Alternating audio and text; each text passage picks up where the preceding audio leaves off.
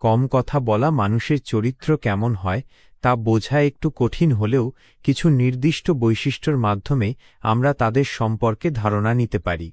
প্রথমত, তারা সাধারণত অন্তর্মুখী এবং কথা বলার আগে ভালোভাবে চিন্তা করে। অযথা কথার বদলে তারা অর্থপূর্ণ কথা বলতে পছন্দ করে।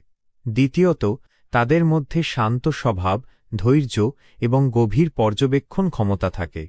তারা মানুষের অন্তরের কথা দ্রুত বোঝে। তৃতীয়ত, তারা কথায় নয়, কাজে নিজেদের প্রকাশ করে। সম্পর্কের ক্ষেত্রে তারা অত্যন্ত বিশ্বস্ত এবং কাউকে সহজে বিশ্বাস করে না। চতুর্থত, তারা নিজেদের আবেগ প্রকাশে সংযত থাকলেও অন্তরে অত্যন্ত সংবেদনশীল এবং কাউকে কষ্ট দিতে চায় না, তাই নীরবতাকে বেছে নেয়।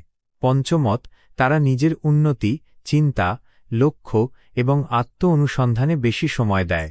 উচ্চস্বরে কথা বলা বা বিতর্ক তাদের স্বভাব নয়, বরং তারা সমস্যার সমাধান শান্তভাবে খুঁজতে চেষ্টা করে। তাই সমাজে তাদেরকে জ্ঞানী ও স্থিতিশীল বলে মনে করা হয়।